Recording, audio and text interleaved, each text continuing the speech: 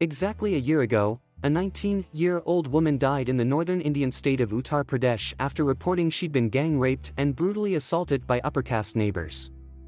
Her story evoked global condemnation after the authorities forcibly cremated her body in the darkness of the night without her family's consent. I first visited Bhulgarhi village in Hathras district just days after the young woman's death. The news had made global headlines, and reporters and camera crews crowded her home. Opposition politicians of all hues visited, pledging their support to the family in their fight for justice. Her mother told me she had found her on September 14 in a field of tall millet crops, battered and bruised, barely conscious and naked from the waist downwards. Her spine was broken, she was bleeding and vomiting blood. After fighting for her life for a fortnight, she died in a hospital on September 29. When I visited her home recently, I found the family isolated in the village, locked up in their home, guarded by machine gun-wielding paramilitary security force members, and under the intrusive gaze of CCTV cameras, mounted at key points to record all comings and goings. "It's been a wasted year," says her eldest brother. "We are safe at home because of the paramilitaries.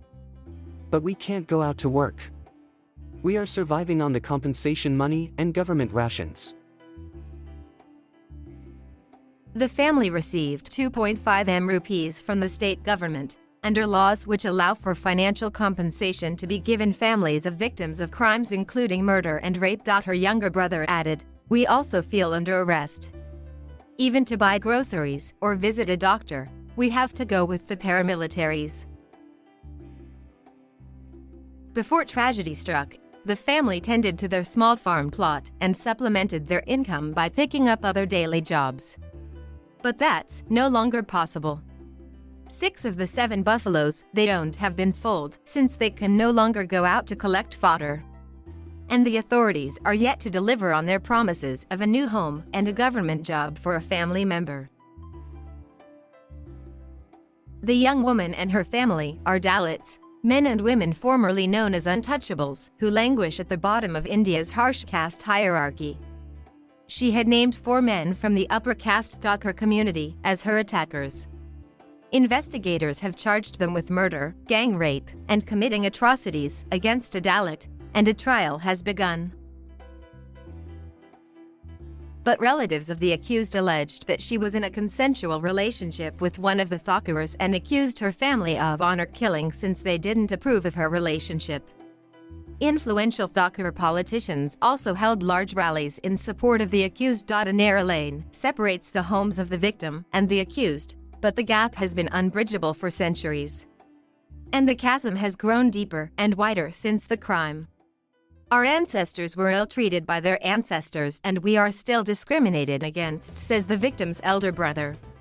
"No one from the village came to ask us about our sister after she was attacked, or while she fought for her life in hospital, or even after she died. But the entire village turns up in court to support the accused." He has made several trips to the Hathras district court recently to record his statement and for cross-examination. On Thursday, it's their mother's turn to take the witness stand. Trips to court, the family says, are fraught with tension. Their lawyer, Seema Kushwaha, complains of threats and intimidation, claims rejected by defense lawyer Mana Singh Pandhir.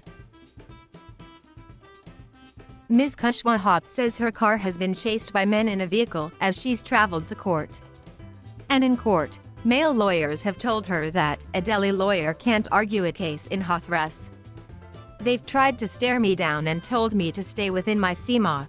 One day in March," she said, the court had to be adjourned twice when things got out of control. On most days, her car has to be escorted to the district border by the police. But the High Court recently rejected her request to transfer the case out of the district.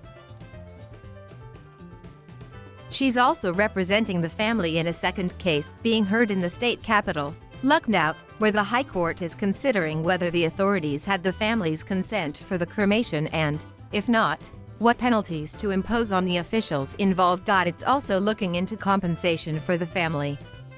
"The family wants to be relocated, and I think they should be," Ms. Kushwaha said. "The paramilitaries can provide them physical security. But what about mental and emotional security? The government must provide them accommodation far away from Hathras so they can start life afresh. In the village, there is fear and resentment on both sides of the caste divide, and the atmosphere is tense and hostile. The families of the accused are angry and accuse reporters of a witch hunt. "Why have you come here?" an elderly female relative of one of the accused shouted at me. "Our sons are innocent.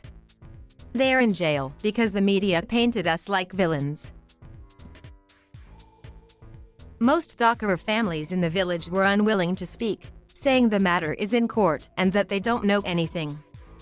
"We are fighting poverty and inflation, trying to make ends meet," one man said. "People say all sorts of things, but who can tell what happened? Only she knew and God knew," said Balbir Singh, 76. He agrees that there is still some tension in the village, but says, "Whatever happened has happened. They have to live here, and so do we." The victim's family, however, says they are no longer living, that their lives are in limbo. Her mother dissolves into tears every time she remembers her beautiful daughter with long black hair. "We still can't believe how it happened," she says, wiping her tears with her sari.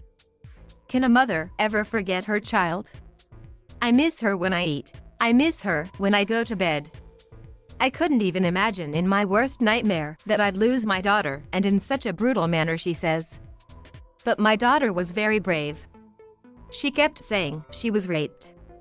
The villagers don't like it. They say it brings our village a bad name, and we should have suppressed it." The victim's sister-in-law says it's not possible to go on living in the house because there are too many memories peeking out of every corner. "We were always together. When I was pregnant, she wouldn't let me cook or do chores. On the day of her death, too, she'd cooked vegetables and prepared dough and said she'll come back after collecting fodder and make roti.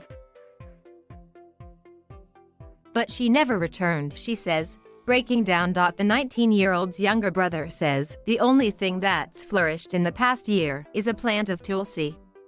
"When my sister planted it, it was just a sapling.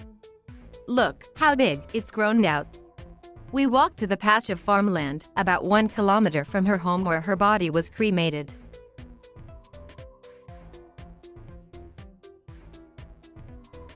Thank you for watching. Please subscribe